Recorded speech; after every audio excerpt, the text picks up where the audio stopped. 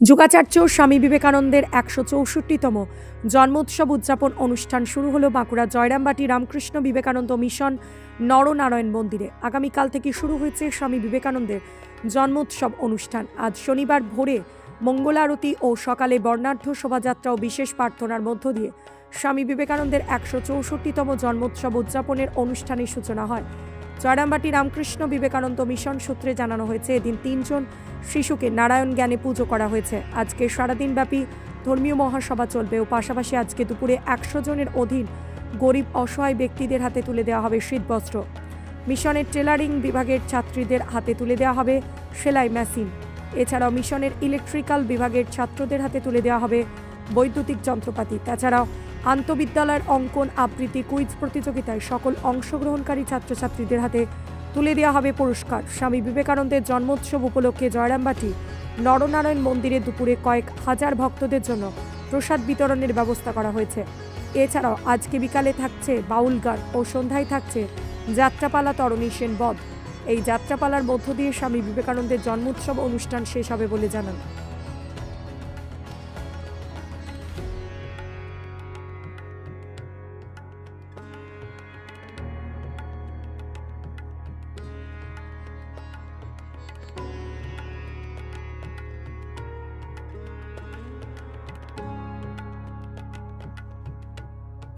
হ্যাঁ, আজকে যুগাচার্য স্বামী বিবেকানন্দের ১৬৪তম জন্মতিথি উৎসব আমরা পালন করছি ব্যারাকপুর রামকৃষ্ণ বিবেকানন্দ মিশনের জয়রামবাটি শাখায়। এটা হচ্ছে রামকৃষ্ণ বিবেকানন্দ মিশন জয়রামবাটি শাখা। আমরা প্রতি বছরই 2 দিন ধরে পালন করি, আগের দিন আর তিথির দিন। সেই জন্য আমরা গতকালও করেছি 9ই জানুয়ারি এবং আজকে চলছে। গতকাল বিভিন্ন অনুষ্ঠান হয়েছে। হ্যাঁ, আন্তঃবিদ্যালয় কুইজ প্রতিযোগিতা, আবৃত্তি প্রতিযোগিতা, স্বামীজির লেখা কবিতা আবৃত্তি প্রতিযোগিতা, অঙ্কন প্রতিযোগিতা এইসব হয়েছে। ছাত্রছাত্রীদের সাংস্কৃতিক অনুষ্ঠান হয়েছে, ভক্তিগীতি হয়েছে এবং নৃত্যনাট্য বাইরে থেকে একটা এসেছিল, নিকন ড্যান্স একাডেমি, ওরা খুব সুন্দর করেছে ওই বঙ্গদেশে কালিকা নৃত্যনাট্য। আর আজকে সকাল থেকে মন্দিরে মঙ্গল আরতি দিয়ে শুরু হয়েছে। তারপরে 3 জন বালক নারায়ণের পুজো চলছে, বিশেষ পুজো। আর হচ্ছে যে প্রভাত ফেরি হয়েছে, শোভাযাত্রা বেরিয়েছে হয়ে, তারপরেতে এখন ধর্মসভা চলছে। এরপরেও বিভিন্ন রকম অনুষ্ঠান আছে, প্রসাদ বিতরণ হবে, কয়েক হাজার মানুষ প্রসাদ পাবেন। এছাড়া স্বামীজি তো সেবার উপরে জোর দিয়ে গেছেন, সবাই জানেন।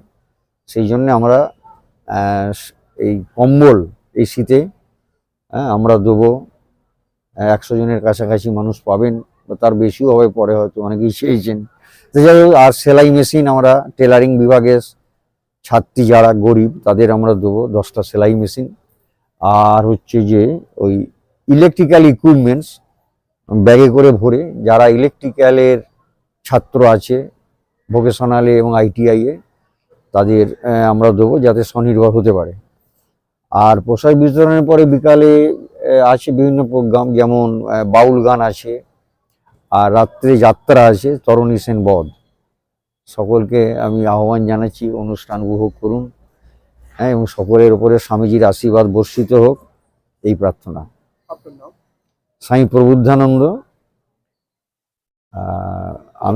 আমি এই ব্রাঞ্চের সেক্রেটারি।